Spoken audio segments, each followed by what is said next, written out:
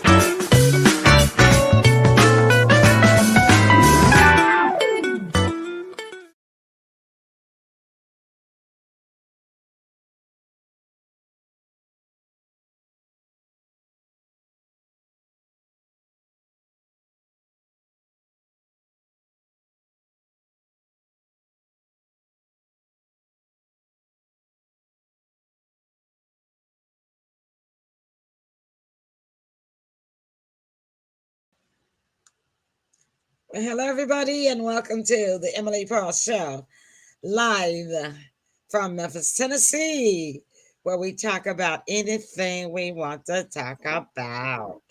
All right. But tonight we have our special guest with us. I'm bringing everybody into the studio at the same time, so I don't have to do so much talking. Uh, we're having the blues singer back in, and he was in earlier, but he can't get his screen to work. So now we're just trying to get him in so we can hear the audio. And I'm going to show the picture, okay? But for the regular team introductions, here we go. The heartbeat of the South and my every heartbeat, my son, Tim Harrington. Hey, Tim, how you doing? Hey everybody, how's everybody doing? Great. I'm going to put this ticker tape down at the bottom and get it out in y'all's names, right? Okay. Okay, that's better. All right, now we can see everybody's names. Should be able to, except for Sybil's.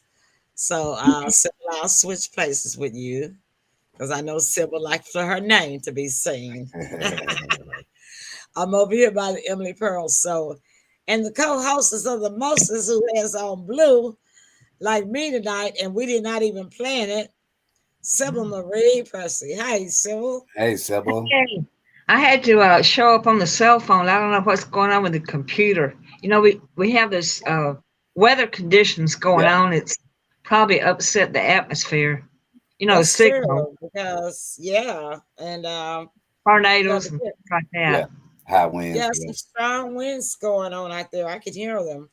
So I'm hoping that we can stay connected for the show tonight as long as we can.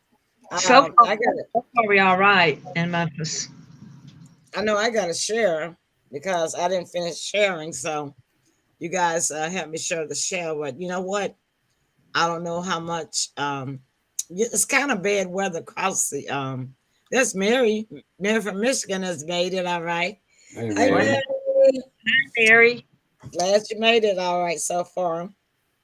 It got close to Drummond's, Tennessee, and back up through there, Millington area. Oh, Christmas. yeah. Well, let me Christmas. introduce Kathy, and Hi. y'all, our latest member of our team, Yeah. our entertainment correspondent, Kathy C.C. Carlson. C.C., how you Hey, doing? yeah. I'm doing Well- all right. I'm doing all right. Yeah, Sid was on, and Yeah, you know, we could you hear got it. your sound all up, and it's really nice. It's working fine. Yeah. Yeah, I'm trying to find the show. I might have It to says call that him. we are live, we are recording, so I can't even find it on Facebook. That's what I'm trying to do. Oh, okay, there we are. I found it.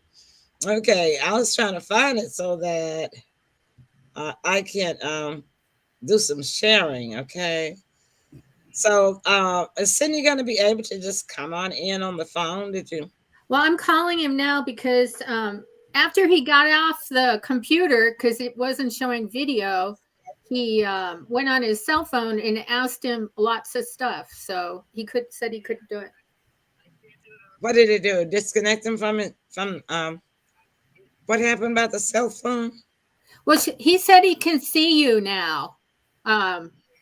He can see Emily. us He can see everybody. because he's watching on a cell phone. But Well, he no, hasn't. he's not on the cell phone. He's on his computer because his cell phone. Well, he's not. And let me see if he's in the studio. Yeah, she's There he gonna. is. Okay, gotcha. Oh, Oh, oh. Yeah, we got you Oh, now. look at it. We got you now. We're not gonna ever let you go. My man. I'm gonna hang up now. goodness. Yeah, we got you. We're not gonna let you go. Nope, So, stay there. That was an Kathy, ordeal. So good to be with you guys. How you doing? hello. doing How are fine. And you, sir? It's great to meet you. And I'm just so glad to be here. yeah. Glad you're here. So Kathy, would you Uh-huh. go ahead and take the pleasure and introduce him to everybody? Oh, certainly, certainly. It's my pleasure to introduce Sydney Barnes. Sydney is an amazing, amazing songwriter, singer. He's even done some producing, and he's just all around from the 60s, from the Motown era to Lieber and Stoller to you name it. He's done it from the Brill Building. And I'm really honored because he just plays 2 country songs with me that are amazing. So, and also with Helmut Wolf, Wolf Entertainment. He just released a song. What's the name about the old lady? Your old lady. Our lady turns Your me. lady turns me on. Yeah. Yeah, your old lady turns me on. That's wonderful. You're my best friend, but I know it's Oh. wrong, but can't help myself. True story. That's True story. funny. That was really funny. He said he couldn't help himself. All righty then. So yeah, we did a show with about you last week in your absence, and it turned out pretty good. Everybody liked it, so Well, I hope they didn't like it because I wasn't there, but no, I hope they like it more now that I'm here. Of course. Yeah, Give him they the cheer. will. Give him the cheer. Yeah. Yay. Yeah, let's give them a cheer. Come on, we got What's some that? traffic going on. All right, thank you so much. And Mary, would you help me share the show? So yeah, it's a lot of bad weather going on across the company. Yes. Across the company, Correct. across the country. Yeah, the company too. Bad weather going Company across too, yeah. my company today at work too. It was a lot of the workers were having trouble with their computer. That's what I was trying to say. Yeah. We And got it came out the company. But yeah, so we played your song, and I still have it. Which song was that? Your Old Lady Turns Me On. Oh yeah. Uh-huh. So A little funkadelic. You know, I worked with George Clinton a lot, so it's a lot of Parliament funkadelic in there with it. You know. Okay, yeah, I heard that. Yeah, George and I go way back. We've done a bunch of things. We wrote a song that the Jackson 5 recorded. We did pretty good with, and I'm one of the few people. In fact, I'm one of the only other person that has ever had a production company with George. In Detroit, we worked for Golden World Records, and George, myself, and Mike Terry of the Funk Brothers, we had a production company, and our house band was the Funk Brothers, you know. So that's another long story that I was connected to, and we got some great records out of there. All right. So where do you live? Right now, I'm outside of Asheville, North Carolina. I'm sure you've heard of Asheville. Yeah, I And, have. Yes. Yeah, I'm in Rutherfordton, a little small town, and my wife passed away about a year and a half ago. I moved down here from thank you. I moved down here from Chicago because we met online and got married. She said, "You want to be with me? You got to move to North Carolina because I ain't moving to Chicago." So I moved. Best move I ever made. And we had been married for almost 20 years. She passed away, and I'm still here. You know, I look around and so many of my friends are just driving. That bad weather. I'm still feeling good. Okay, great. With yeah, I know how that is, and I'll send this, of course, to you. And yeah, and you know, great memories. That's a long time to be married. It is. You know? Yeah. So Yes, but you know, it's a lot of people going through changes nowadays, so I haven't got time to feel too sorry for myself. I just turn the radio on and hear some good music, or I write a song myself. And you know, you got to keep your spirits up because we're not on this island alone. And I got a lot of things happening. Yeah, I'm going to England in September. I got a big show. I got a big show there because it's called Northern Soul. And they are really, really into anything that sounds like Motown or was connected with Motown. And I just happen to be one of the people that's still around that they're into. And I had a record over there about 8 years ago that did very, very well called Standing on Solid Ground. So that's like my second home. Solid ground. I think I remember that. You probably do. It was a big record for a while, you know. I call myself international soul man. I am there, you know, because really I had gotten a day job around 2000. Everything looked like it would, you know, slowed down, and I was getting older, so I got a day job. And the people over in England came and found me, you know, and said, "No, we taking you back over." So they took me to England and showed me what an impact I had on their lives with my music. So I've been going there ever since 2001. I've been going back and forth there doing concerts. And my DNA from Ancestry.com tells me that I have 16% British and Wales. So I said, no wonder I get along with you guys. No wonder I get along with them so well. You know, but they're wonderful people. Yeah, and when I go back home, my son. Yeah, I'm gonna do that for my son, and I'm gonna, because I'm pretty sure, based on my family name, that some of our DNA is over there too. Yeah. Yeah, we're all a mixture of everything, you know. It's all connected. It's beautiful, yeah. So I'm just glad. That's a song. I gave you a song title. I just gave you a song title. It's all connected. It's all connected. Yeah, we'll write it together. We get this thing to work right. Yeah. I like that. I like it. Yeah. You know, I was a friend of Little Milton's for a while. You know, you probably heard of Little Milton, great blues singer. And, you know, Memphis is a blues city. Memphis is a blues city all over the world. Yeah, well, you know, I'm from Chicago, but I knew, you know, being in Chicago was Chess Records, and it was Muddy Waters, Howlin' Wolf, a little Milton, So those were all my people. But Yeah. actually, the only time I was in Memphis was when I was singing backup with Denise Williams on the road. When she had her big record with Johnny Mathis, Too Much, Too Little, Too Late. Well, she couldn't get Johnny, so she got me, and so I was on the road. Johnny Mathis. She couldn't get Johnny Mathis. Johnny cost too much. And plus, he was busy. He was busy, and it was only one song, and it was a Lou Rawls. She was opening for Lou Rawls. You remember Lou Rawls? Oh yeah, I love me some Lou Rawls music. Yeah. So I did. I was Johnny Mathis on a Lou Rawls tour with Denise Williams, and that was great. I sounded just like Williams. She's the one that sang that high pitched song.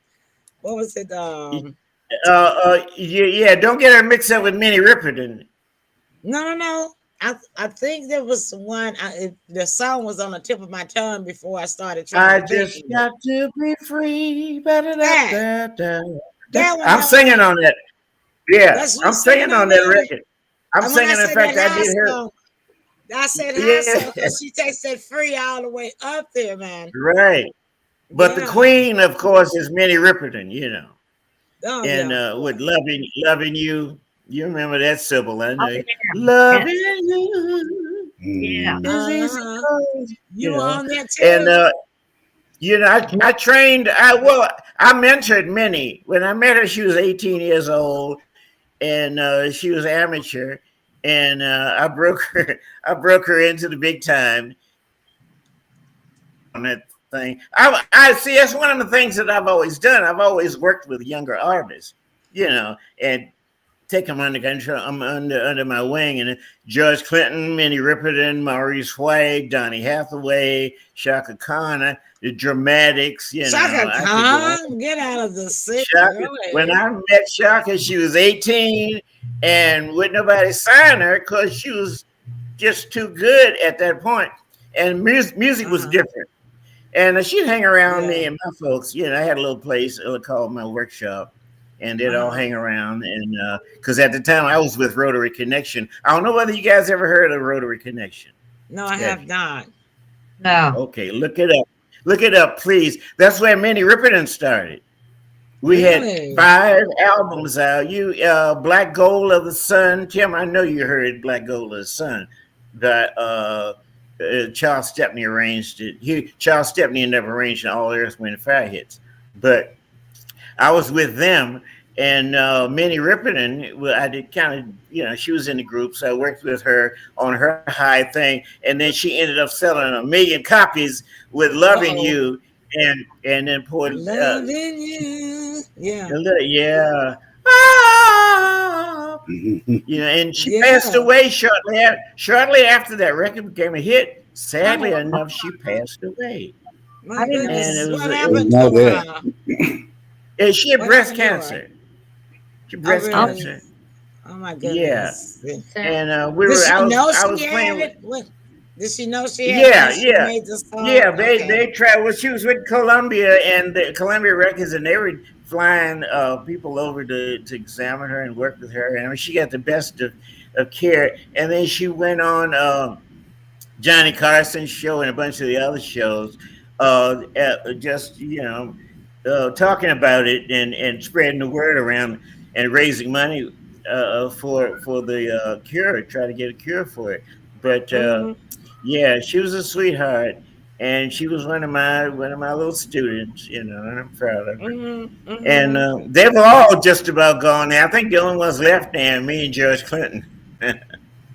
Oh wow!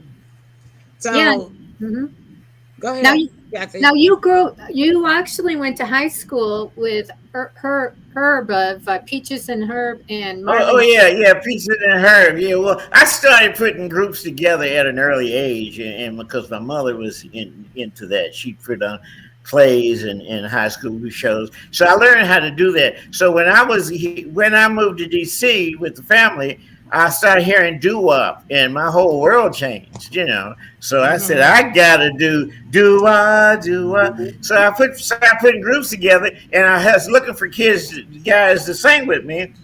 but none of them thought they could do it, and I knew the ones that could do it. So when I picked Marvin Gaye. Marvin was with me for a while. Herb from Peaches and Herb was with me for a while. Van McCoy, and Herb and I actually our group got discovered by Little Anthony and the Imperials, and that's a whole other story. I know the Imperials, yeah. I remember beautiful, them. beautiful guys. And they really opened the door for me to, start doing things. And from then on, I got with Motown, and on, and from one thing to another. Yeah. So, what about my guy BB down here in Memphis? Did you ever? BB? Did you ever come across BB? I worked with BB many times. Mostly during the late '60s, when I was with this group called Rotary Connection, who you've got to look up, please. I will. And we were the first integrated psychedelic rock soul band on the East Coast. And we did 5 albums. We ended up that's when Minnie Riperton came in, was with us, and we ended up playing with Janis Joplin, the Stones. BB was on a lot of those shows because the white crowd, especially the rock crowd, loved BB. So we were with BB, Sly and the Family Stone, and Moody Blues, the Rolling Stones, Janis Joplin. You name it, we played with them, and we were one of the few, Minnie and I were one of the few black artists who ever performed in that circuit. That was a closed circuit because it developed actually. Right. For people. Yeah, and Martin Luther King was going through the thing, and the Vietnam War people were, so that was a very, so Rotary Connection was the kind of band Chess Records put it together, Marshall Chess did, as a combination of blues, jazz, classical, and R&B and gospel. He wanted to see how that would sound together, so he hired Charles Stepney to do it. And the proudest I am about that is that Elton John was being interviewed by Billboard magazine years ago, and celebrating Elton John too. Celebrating his 25th year in the music business. And the interviewer asked him what made him think he could mix classical and rock music together. And he said, when I heard what Rotary Connection was doing, I knew it could be done. And that was my group, Rotary Connection. So we've inspired people like Elton John and Earth, Wind and Fire, and sort of helped to move the music along. So I can be proud of that. Yes. Well, we're gonna take just a little video commercial break from our sponsors, and when we come back, we're gonna let I put that up there. Rotary Connection, was that correct? Yeah, popped up. Rotary Connection, yeah. Okay, so you guys make sure that y'all go and check that out. Okay. So when we come back, we're going to have Tim and Sybil get in there and ask some questions, okay? Yeah. So, Dwayne is listening tonight, watching and Mary and Ernestine. Yes, they are here. Okay, Sandra. so you all stick and stay. Go ahead and share away. We'll be back.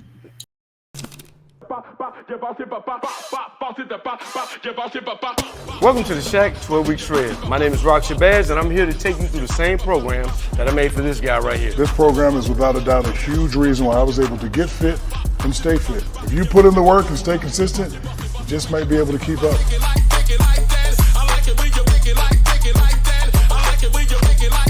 It's time for you to get to work.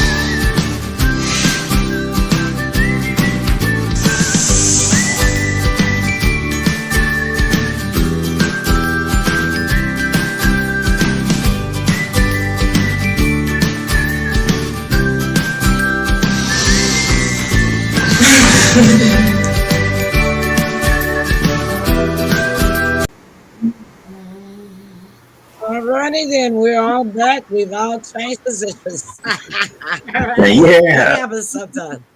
Yeah, I saw you Yes, it digging on did. that I saw you digging on that Omaha State music.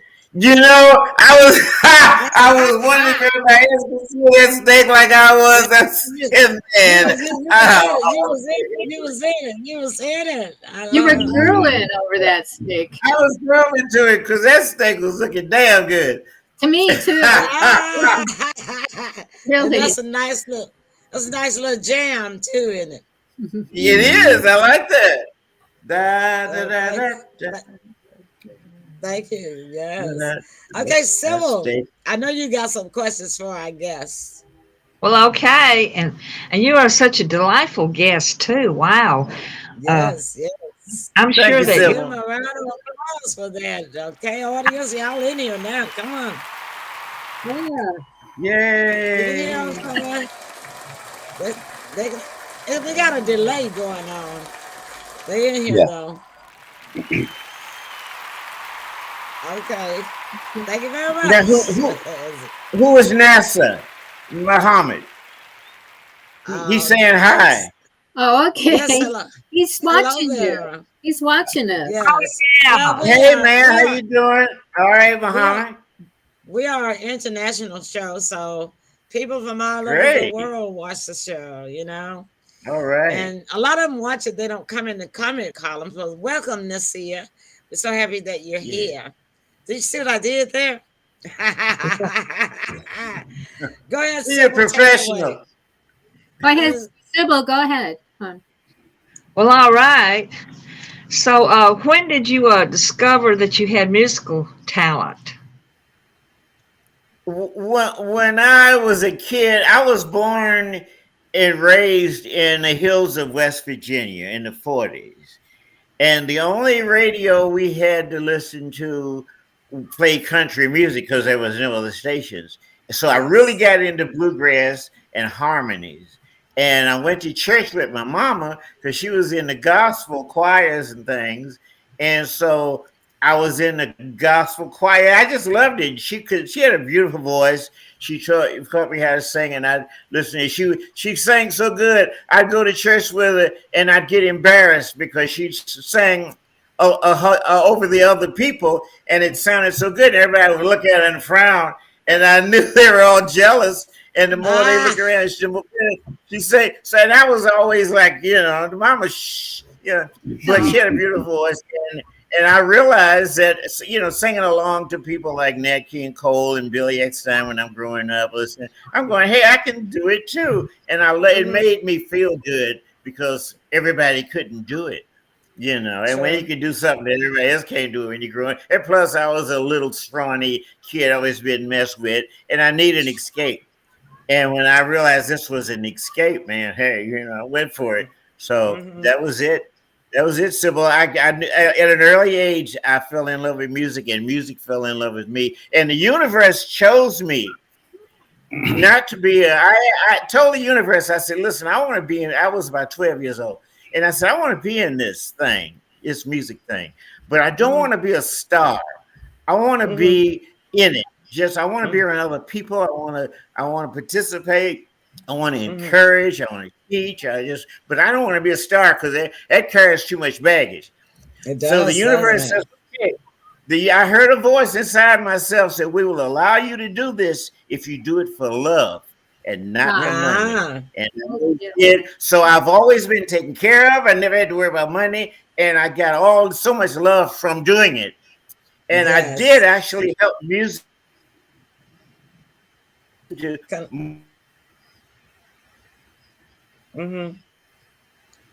me know what they were. And I got a book, an autobiography that I wrote called Standing on Solid Ground. And really? Yeah. So where can we buy that? I'm trying to get it together now. It was on Amazon for a while, but it's so thick a book that you gotta it was a problem. And this is it. This is me with my little doo-wop. Wow. Oh, look at you. Wow. Yeah, I used to have hair. Handsome as always. So, so I'll let you know. Yeah, I'll let you guys know when I bet your wife had a very, very short leash on you, didn't she? She couldn't give me long enough to even put a leash on me. But Sybil, to answer your question, but she should have. I was crazy. But anyway, Sybil, to answer your questions, I found that out at a very early age that I was musical. Wow, that's a wonderful answer. Let's see what Tim has to ask you. Okay, Mr. Cindy, who took you up on the wing and showed you a lot of the ropes? What's that again now? Who was some of the guys that took you up under their wing and showed you some of the ropes? You know, Tim, I didn't meet anybody that could do that until first I used to hang around the Howard Theater in DC because that's the only way we could meet the big biggies.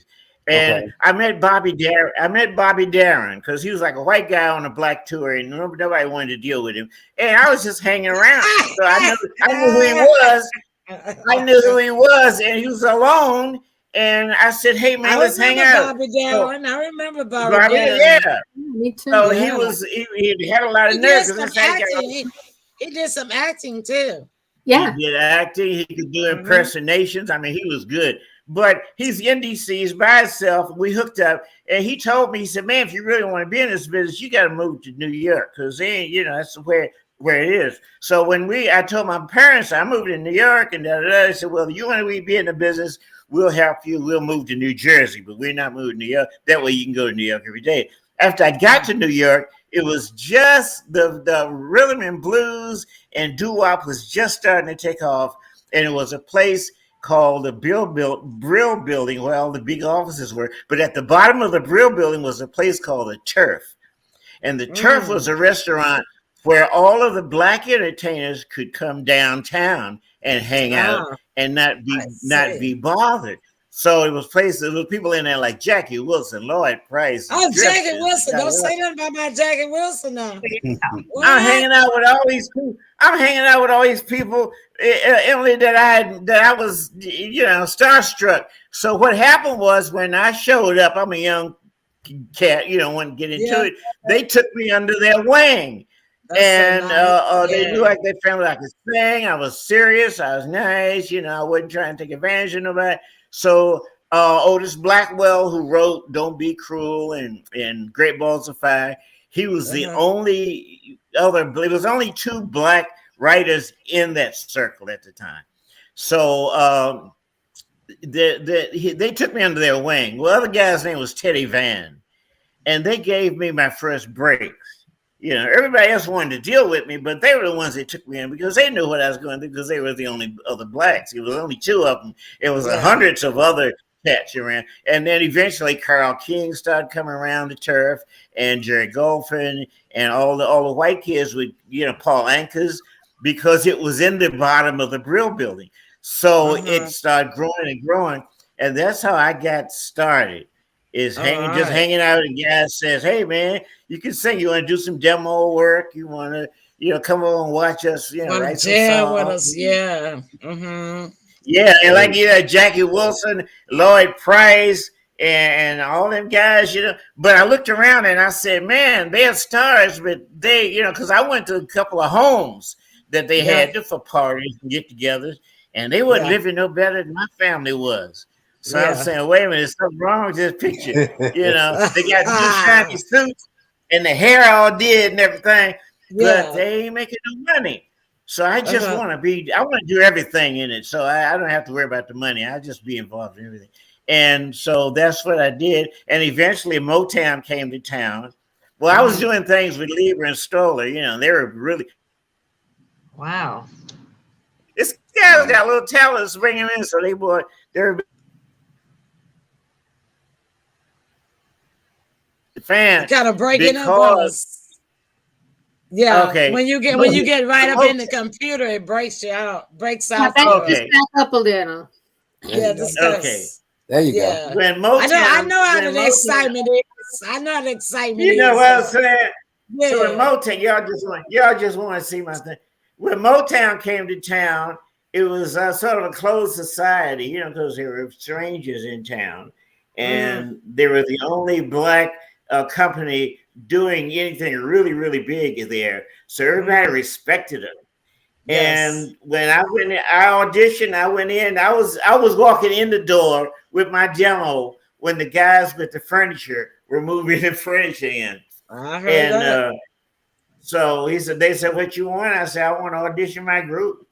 And so I said, well, I came in, just happened. Barry was in town. Barry heard the group, signed us right away, flew us out to Motown, brought us back in, and noticed that my buddy and I were good with putting groups together. So he put us in charge of the A&R and of this new Motown company, you know. So you can imagine going from the turf downstairs at the restaurant, hanging out, wannabe, all of a sudden I'm a star because I just got signed to Motown, and I'm running all the writers that are coming through, all the new talent to come. So I helped George Clinton get in with his. That's how George and I finally got together, because I knew him from when he did the barbershop. Yeah. And so I brought him and helped him and his group get in, and a bunch of other people get in.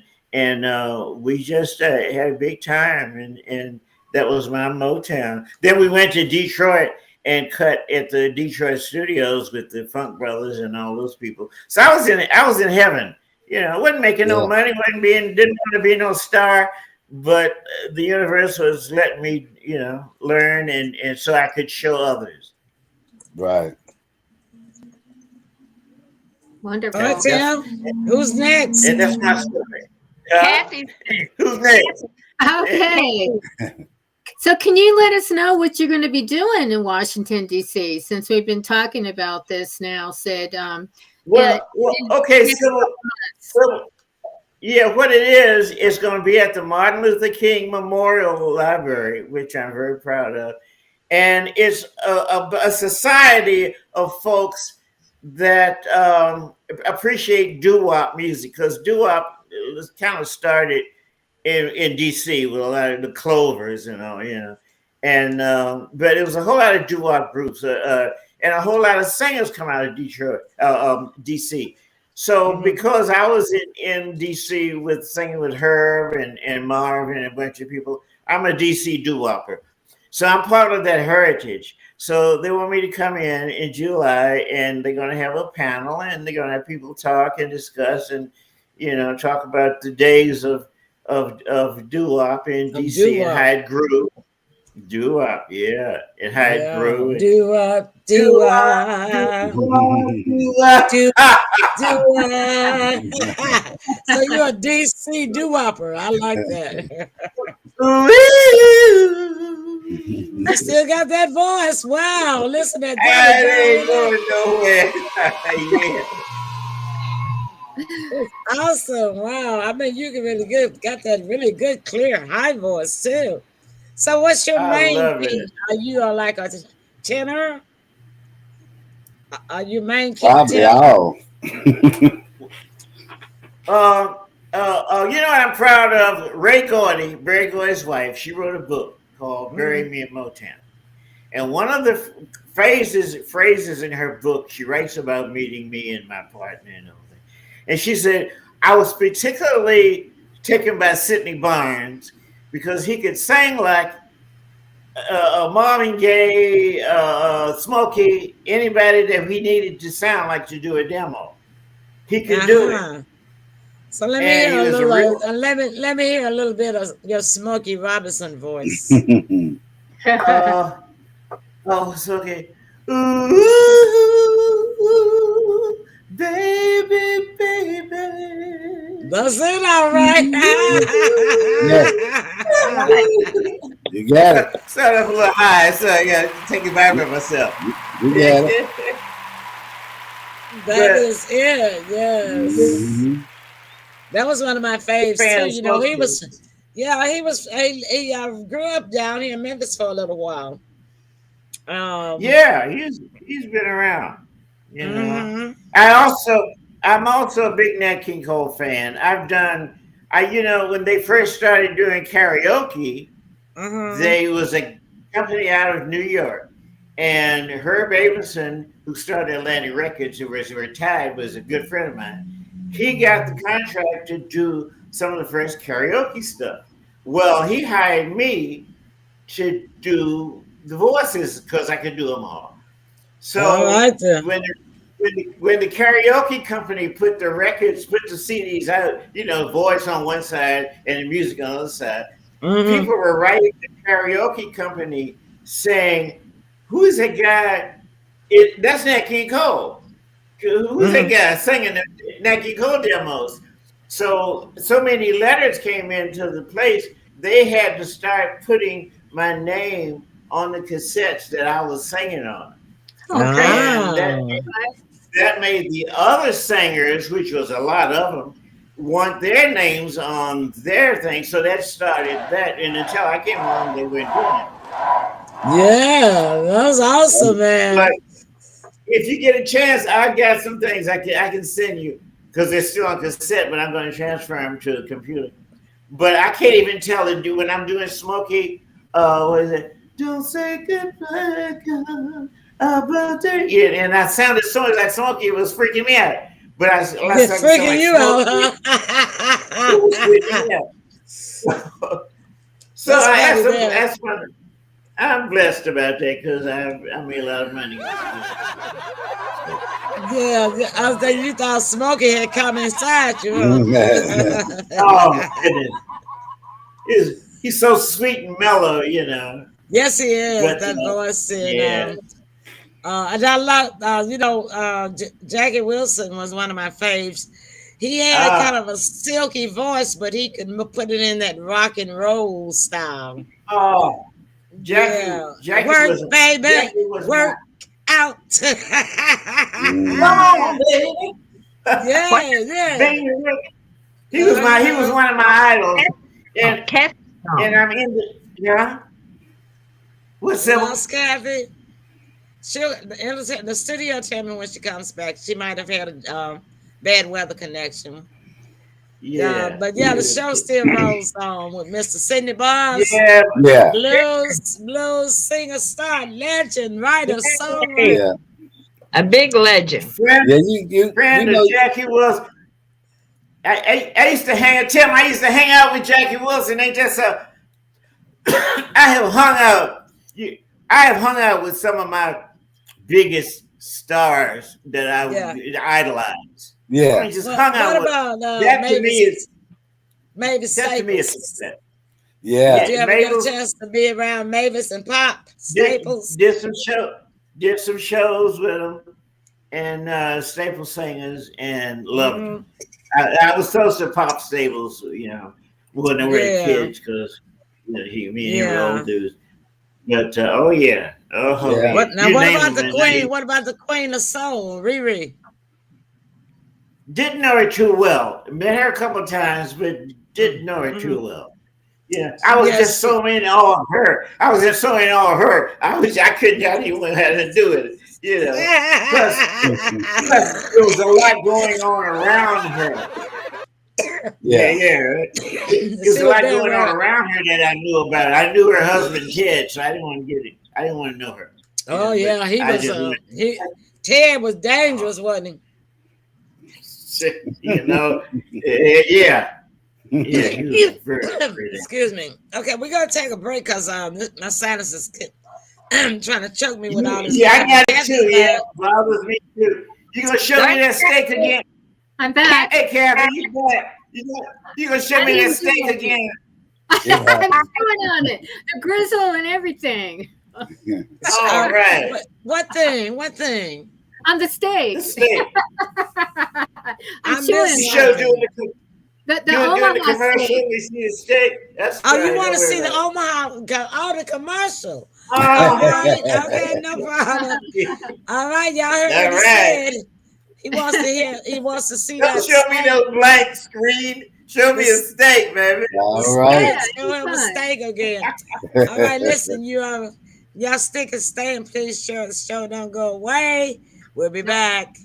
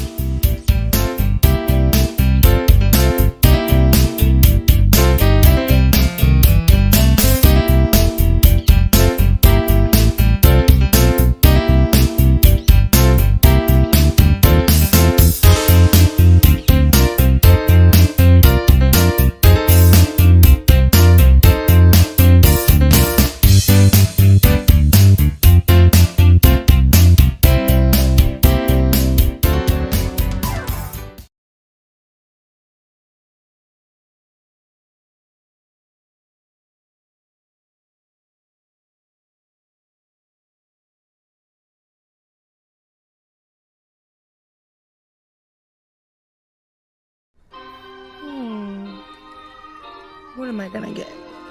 Ooh, cherries. Oh, okay. How about cherry ice cream? With sprinkles? And maybe a baguette. And a French boy. Bonjour. Ooh la la, baby. You know what I need? Bath bombs. Bombs away! Gotta have Takis. Oh, I need balls.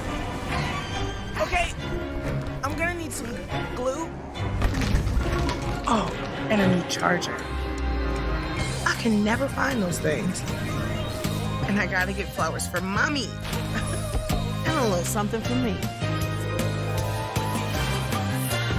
Can I get a robe?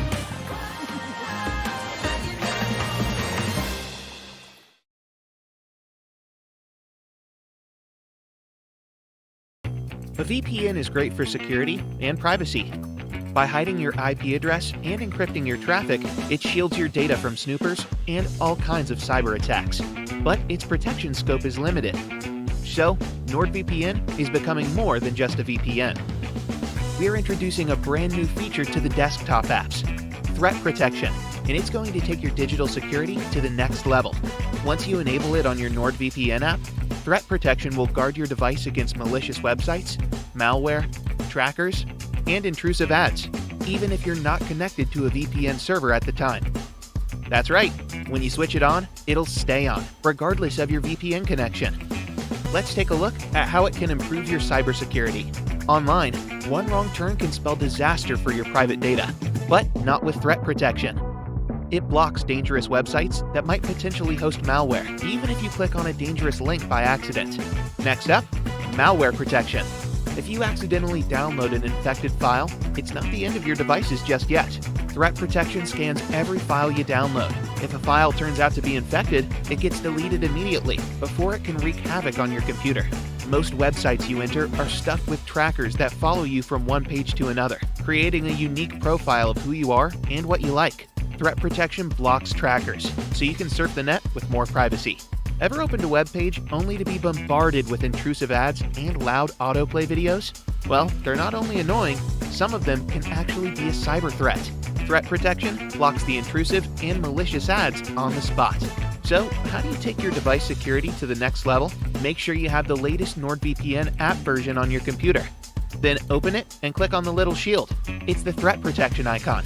Toggle the switch on and enjoy ultimate security. You can also find Threat Protection Lite on your mobile apps, but it won't block trackers or malicious files on your phone just yet. Step up your cybersecurity and stay safe.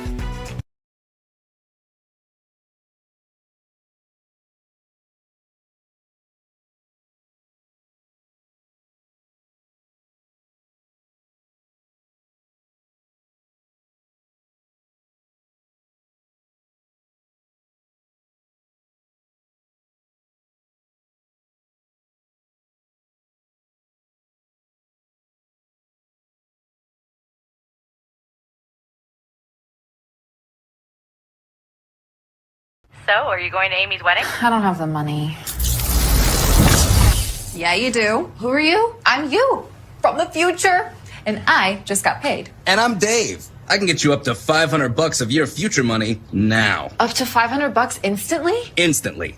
That's amazing. Oh, who's he? Oh, this is Paolo. We met at the reception. Hi. Hola. Hello. Paolo. That's me. Download Dave and get up to $500 instantly.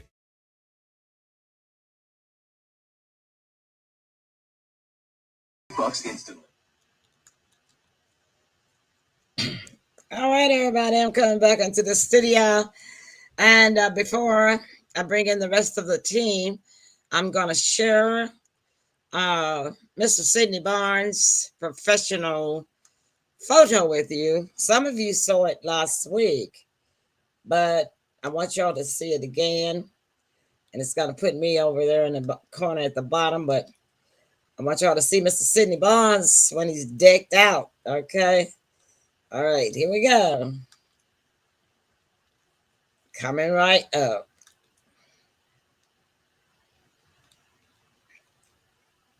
think I hit the right button. Okay, I didn't hit it hard enough. Okay, there he is. Okay. Let's see if I can blow this up a little bit. All right, how about that, y'all? Decked out. Decked out. Look at those shoes. Matching that jacket. He's Mr. DC doo-wop, all right. Look at that. And look at that chair. Fit for a king, all right? All right, then. So listen, stop sharing that. And then I'm going to bring in back the rest of the team. And we're going to keep this show rolling. Rolling. Rolling. Rolling down the river. Where did we go? Where is he? Oh, there he is. Okay, I had to click twice. Thank you. We'll keep this show rolling down the river. That is a really nice picture, and I understand that HELMUT from England produced that. Can you tell us about that photo? The photo actually was taken by one of my daughters here in North Carolina. She's a big photographer in town, and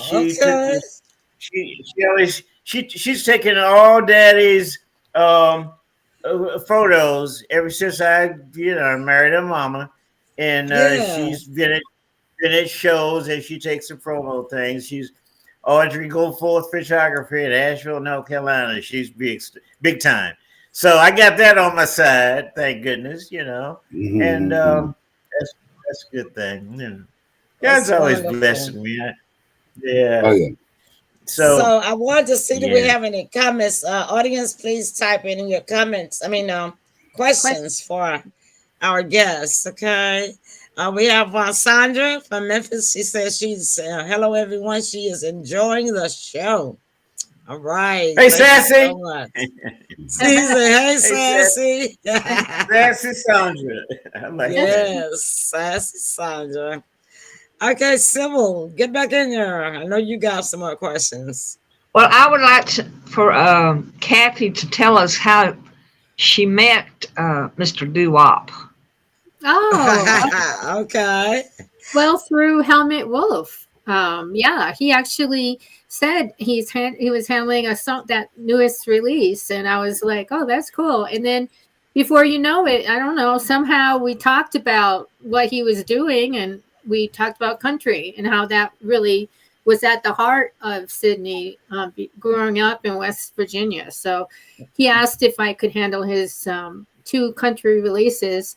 One of them is a tribute to his dear wife that passed a year ago. I'll get by. So, and then the other sounds good.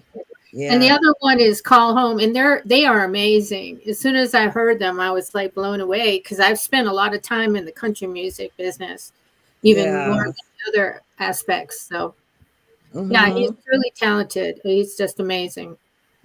Now, I sent you a recording of a young lady that is on my team, under my supervision. We were doing sharing, just letting the team members share things about them. And she shared her link to her song, and that's her playing too. She plays several instruments, and I don't know if you had a chance to listen to it because I know you were getting SIDNEY ready for the show. Oh, okay. But she was so excited when I told her that I did know a very good, trustworthy, honest agent. Oh, nice. Okay. I will re-listen, okay? Because it was just a little while ago, and I was just meeting Helmut, and we were just connecting and getting to know each other. So now that we know each other, and Sid and I know each other, I have time to look at more stuff. So that's wonderful. Okay. Yeah, I'm always looking for talent for you. Thank you. I got an ear for it, Yeah, I love to do that too. Yeah, I love it too. If you any of you guys get a chance, go to SydneyBarnes.net. Oh, and my whole SydneyBarnes.net. Okay, let me my whole story is there. I do artwork, so I do clay figures and that whole thing, and got pictures of me and George Clinton, and because we work together a lot. And George is probably my closest friend in the business still, and he's still touring. You know, he's he's still fucking around, and massive crowds. They just did a movie about the record label that he was with Neil Bogart, and they did. You know, they had Donna Summer, they had Funkadelic, they had Kiss, and they just did a movie. And George, they got somebody playing George on stage. You know, it's a really cool movie. And Judge and I been working on a movie. Which George is this? George Clinton. George Clinton. Yeah. Yes. George. P-Funk. Huh? P-Funk, baby. Make my funk the P-Funk. P-Funk. I wants to get funk. The mothership. P-Funk. Oh, the mothership. The mothership, baby. Yeah. Okay. There's you my know what? They came to the Barcades Funk Tour, and Sybil and I actually interviewed them. They showcased with the Barcades. You know Larry Dawson and the Barcades here in Memphis, right? Yeah. And they were on this tour, and Lakeside as well. Yeah. Well, you know, George actually started that whole movement. You know, when nobody was doing crazy. I know, funk. right? You're right. You know, you're absolutely right. James Brown couldn't take it no further. He had the funkiest thing in the world, but he had Bootsy, and then Bootsy left him and got with George. And I mean, it just got too funky. You know. Yeah. Okay. Bootsy was like his friend and promoter, right? Yeah, but Bootsy was a lot of things to him. Yeah. And bass player extraordinary, you know. But I saw that movie about his life. I saw that movie about James Brown's life. It had Bootsy in there too. But you know, James Brown was so mean to his. He was mean to his crew. He didn't want to pay them. They say he was cheap. You know, no band leader has got a reputation of being good to his band, because you got a lot of guys that want to take control. They want to do what they want to do. I know. It's like it's like pimping. You know, if you pay them, if you treat them too good, they're gonna want more. So you gotta that's why I never wanted to you know. Yeah. And like they all I've talked to guys from every band just about, and they all said the same thing. Earth, Wind, Fire guys, everybody. They ain't treating us right. He ain't paying us right. He you know. Always gotta complain. That's right? it. It's like a relationship, any relationship. After a while, you feel kind of froze on us. Yeah, I know where he was going. Yeah, I know where he was going too. you know what I'm saying, Tim? Yeah. Yeah. I understand completely. Yeah. They had to, and another one was Ike Turner. Oh Lord. Ike Turner ruled with an iron hand. He had to, because he had a bunch of drunks on heroin, you know, but they were genius musicians, and he had to keep them in line. So and he was worse than all of them. But you gotta be a good fighter. You gotta be a good boxer to be a good band leader. I heard that. That kind of makes sense on that, doesn't it? You know, Judge Clinton kind of changed it. Judge said, "I just get them all high, and well, we won't worry about nothing." Yeah. So they'll go chill out somewhere. You heard that from me. You heard that from me. They go chill out somewhere. I heard that. Well, but you know, I had Judge Clinton and Maurice White asked me to join their, you know, separate bands, and each time I turned them down.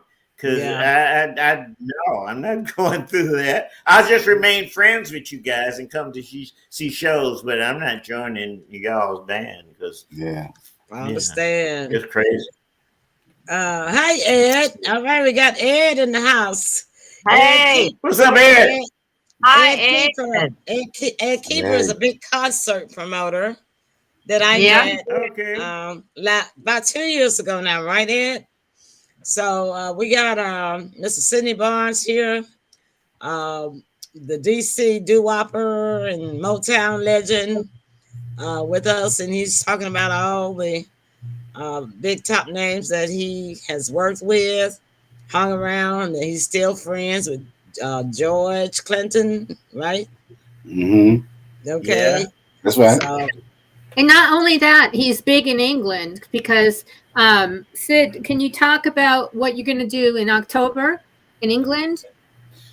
Yeah, September and October, I'm going over and I'm doing like 4 or 5 shows, a recording session, and a big meet and greet thing, because that's where my fan base is over there. And so I'll be doing it's kind of where we got our first fan base too, when we were on radio, right? You know, I used to hear cats like Miles Davis and all of them talk about how people were over in France and England, you know, rich people. And I said, wow, one day I really wanted to know about that. And so I finally, you know, got a chance to get in. They're music lovers. They love our music. And they do. They really do. Yeah.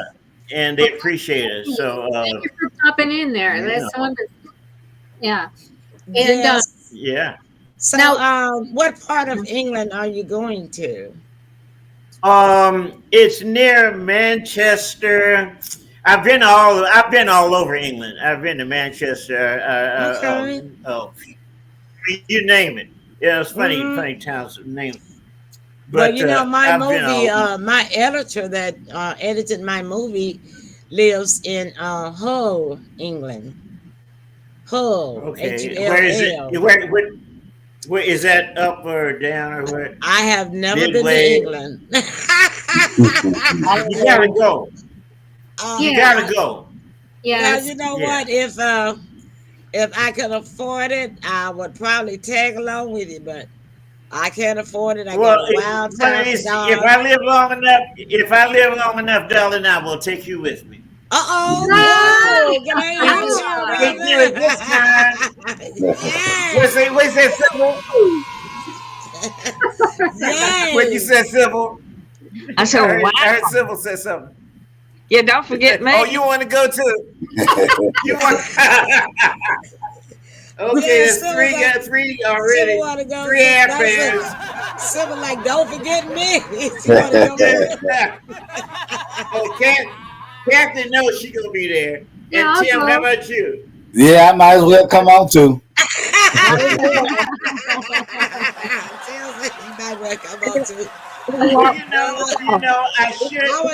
should have. Go ahead. I just have to. I'll put the dog in the kennel for what, 2-3 weeks. I'll have to pay the dog to be in the kennel for 2 or 3 weeks and just lock up the house. That's right? One reason why. Sit back a little bit. Sit back. So you don't freeze up. Sit back. I don't want to stay too long. But you know what? I used to hear for years, I had heard guys like Marvin Gaye would come in town, and somebody else I knew that traveled a lot, and they would tell me that they're playing my music overseas. Yeah. I didn't want to listen to them too tough because I didn't want to fly across all that water. Yeah, you like me that water, singing. Right? I'm not getting. I don't go. I can't swim. I can't swim, and that's too much water. I can't. So anyway, I can't either. Anyway, Ed is saying. Anyway, got to. Ed is saying yes. Anyway, got to the point where it got to the word got back. They came over and got me, and they took me. So that's the only way I got there. So they got you got there on the plane, right? Yeah. Well, I wasn't gonna take no boat. That's really. I know that's a long. No, that's long and risky. Well, yeah, people always talk about going on a cruise. Like, y'all go ahead. I'm not getting on no boat and all that water. Me and that much water did not get along. You know what I'm saying? No. No, I fly I don't now. mind flying. I've flown. I've flown. Yeah, I don't mind flying at all. Yeah, in fact, I I've like flown. flying. Oh God, I've flown. Yeah, I've flown so many planes, so many places. I don't care if I never fly on another one, but I got to. So gotta make the dollars. Yeah. Look, he could almost be a stand-up comedian, couldn't he, y'all? Sydney, you are a gem. You are just a jewel. I tell you. Just loving life, baby. Just loving life. I'm blessed. I knew Richard Pryor too, by the way. Yeah. Richard, I knew Richard in DC. He was one of them kids in DC growing up. Everybody wasn't saying he was funny, but will he ever get anywhere? You know. Yeah. And, but he got somewhere. So let us see a little example of Richard Pryor. Oh Lord. Keep it clean. Okay. Can't keep Richard clean. You can't. You can't keep him clean. You sure can't keep Richard clean. Yeah. Can't do Richard. You One know of what? a kind. My favorite movie with him playing in it was Which Way Is Up. Yeah. Oh, I remember that. Funny. Mine was Lady Sings the Blues. I mean, that was his first movie, and he just had a little part. He just He was just supposed to play the. That movie had a little part. Diana Ross. That was sad. Now Billy D, man, I had a crush on Billy D since I was 11 years old. Oh my Billy D was my actor. Yeah. He was my #1 actor. And Charlie Pride was my country singer. Oh, I love Charlie Pride. Yes. And, But the movie Lady Sings the Blues, it was so sad to me. It was. Oh yeah. But we're not as sad as the real story though. You know, that's the point, you know. I mean her real story was very painful. Yeah. You know? But that's the price you pay for being a star. You know, that's why I didn't want to be a star. Because you know, people coming, and I was too weak to. I mean, I would have been. You know, I couldn't. You might not have been here on the show right now. You might not have been here on the show right now. Yeah, anything. I mean, just think about it. You know, drugs are very prevalent. I never wanted to be a junkie though, but a lot of the guys were at that time because you know it was very prevalent at the time. They had to keep going. I never wanted to go that far. Yeah, I'd smoke me a joint, but I ain't gonna do nothing else that's gonna get me. So, I don't want nothing that's gonna cost me more than a Cadillac. I don't want to be strung out in somewhere. I gotta go out every day and break in somebody's house to make some money to get. Yeah, I know where you got that Cadillac from too. Oh. Yeah. We all have a Cadillac back. That's a man joke. A man joke. No. I think it was. I want to say it was the Temptations. Which one? Which guy was it that gave his Cadillac away for the drugs? Which one was it? Oh, he's from. He gave a drug dealer a brand new Cadillac. Who was that, Sydney? Oh, I gotta get high. I never want to do that. Yeah. Do you know who it was, Sydney? Who was it, Sydney? That gave somebody. It was David Ruffin, I believe. David Ruffin, there it is. Yep. I believe it's David. Really? Yeah. Brand new Cadillac. No, man, don't talk about my David Ruffin like that, y'all. I did not know that y'all have ruined it for me for David Ruffin, man. Oh my God, not my David Ruffin. Hey, Emily, listen. Go to YouTube and go to Unsung. Have any of you done that?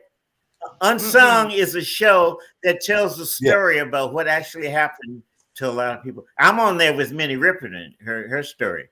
Oh, okay. But then they tell about all the Temptations, what happened to them. You know, very tragic. And I knew these guys, and if I had been a few feet taller, I would have been a Temptation. because I was around, and at the time they were looking for guys, but I was always a little guy. I'm only 5'5". I could have been with the I could have been with the Imperials too. You're not that short, Tim. You're like 5'8". Yeah, I'm 5'10".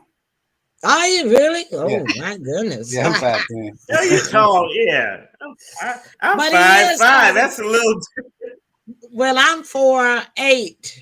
I'm 5'4". Yeah, I'm 5'4". Okay. I'm not 5. I'm 4'8". I'm 4'8". I'm 5'4" too. I'm 5'4". You and Sybil the same height, huh? Okay.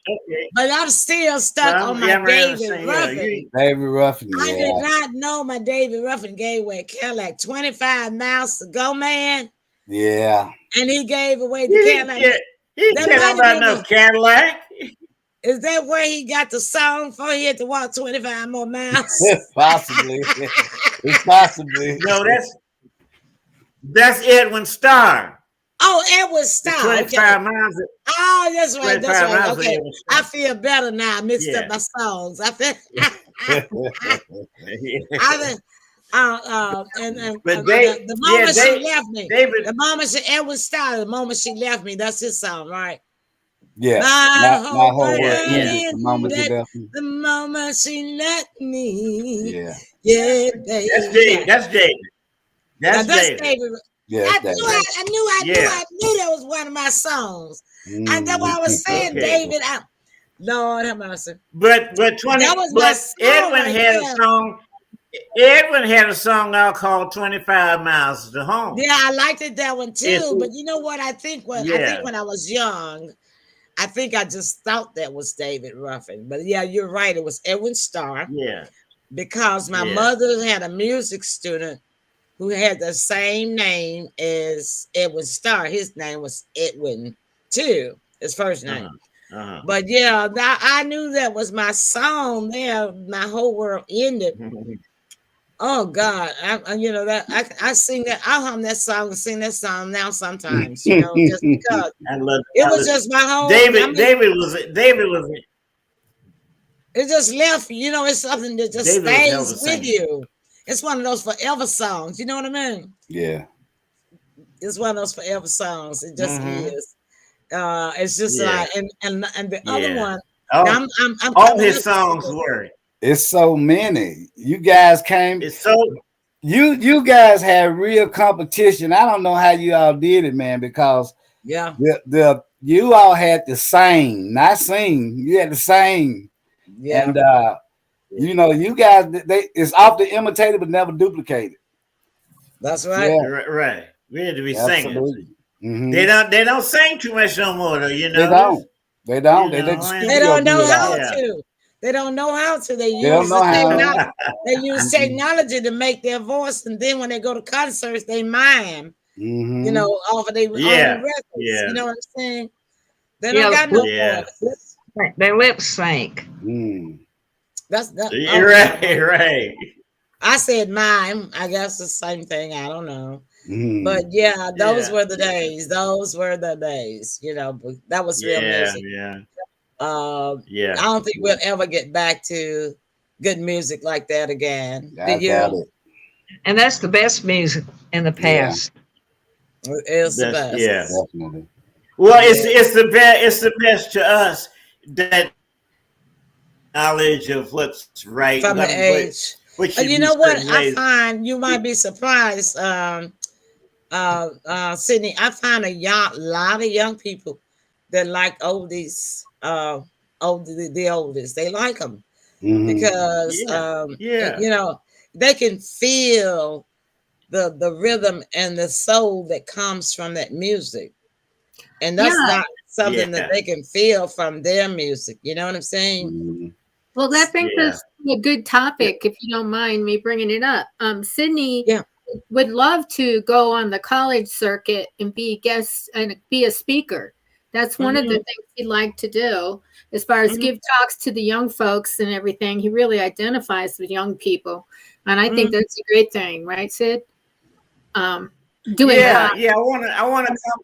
I want to come out and with my little tape recorder and do a song or two so they'll know I can sing, and then tell them about my story, my struggles, my setbacks, and then talk to them and answer their questions about what if they want to know about life, or well, if this happens, then what should I expect, or da da da da. And then sing to them a little more, and then chat with them, and just try to end up walking away with knowing that I helped maybe 2 or 3 of them understand something about life that they should have known, Yeah, it's definitely and plus it pays good, and I don't have to be taking a lot of. I can still doing shows, but I don't have to take a lot of musicians or a lot of heavy equipment around and da da da da.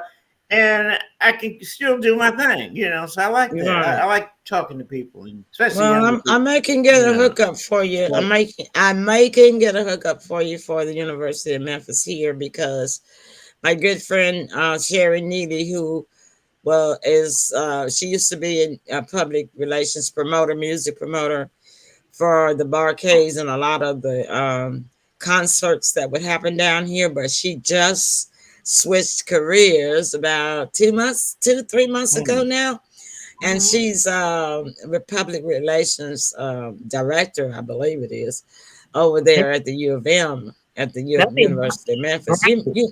Sybil, Sherry Neely. Yeah, there'll be a wonderful outlet, and you know what? I think you should be filmed for a documentary for the PBS public service broadcast. Well, I think that's the one you're talking about when you say unsung. That's the PBS special. No. Unsung is like just a black production, a black-owned production company that started out doing stories about unsung artists like Minnie Riperton, but it ended up being so popular. Until it started, they had to do it about a lot of other people, so they ended up doing it about everybody. And they're sad stories, They're the way these groups ended up. The Barcades, the way the group they had Skin Tight.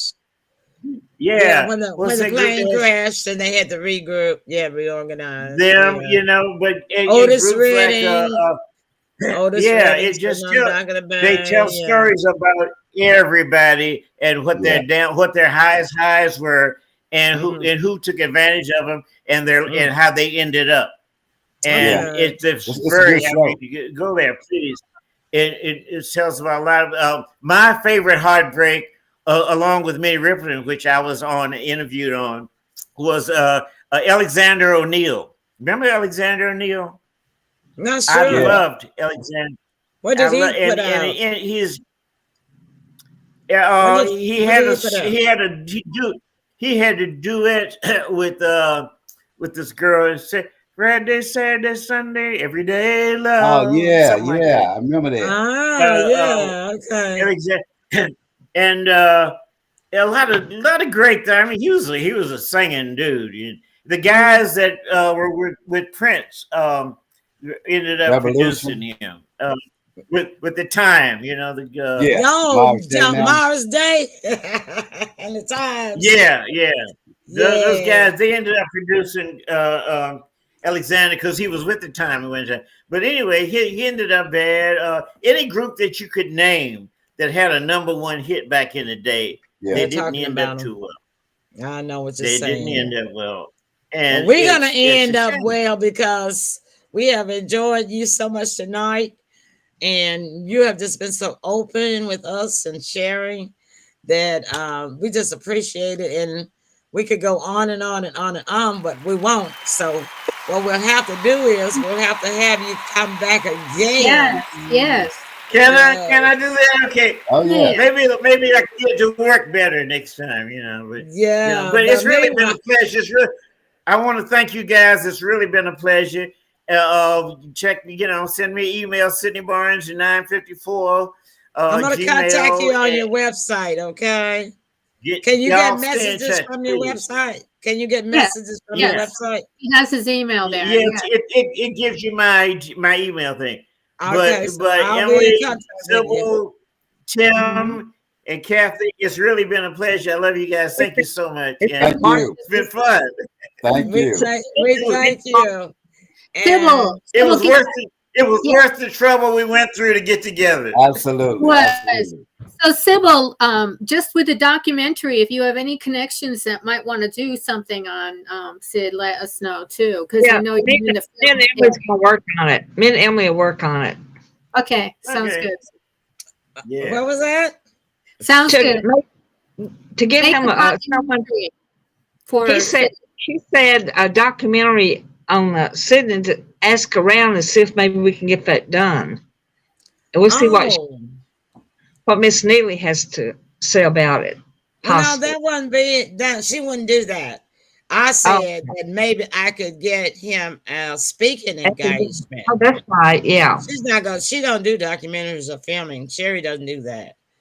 So, but I don't know anybody that's really good at doing documentaries professionally. Public service broadcasting would probably have information on that. The PBS. Yes, true. Yeah, that's true. Yeah, but you should probably contact them because you're living where now? It would need to probably be somebody that North Carolina. You probably need somebody close down there to him where he could travel back and forth to because it takes some time to do documentaries. Oh yeah. Oh, it does, but that's a good start, Kathy. PBS every state.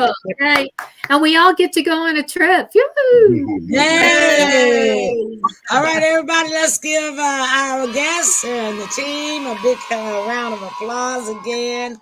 Thank you all so much. I enjoyed you so much, and we enjoyed the team. We enjoyed our audience.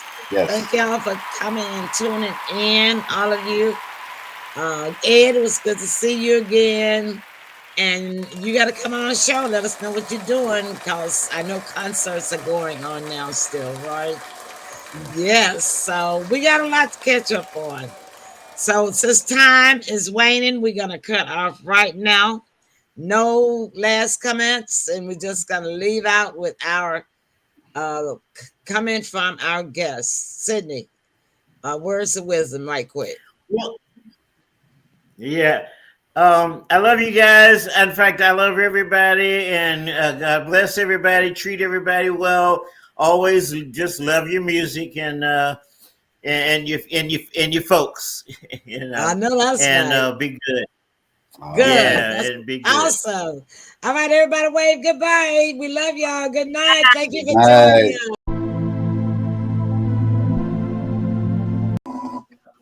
Wrong. The opinion. All right, no. Somewhere time. The opinions expressed on this program is not necessarily those of the Emily Pearl Show, its sister stations, its affiliates, or its sponsors, but it is those of the individuals themselves who express it. While the Emily Pearl Show does take stances on individual issues, the show itself remains an entertainment platform. Free thought is a philosophy and not a policy.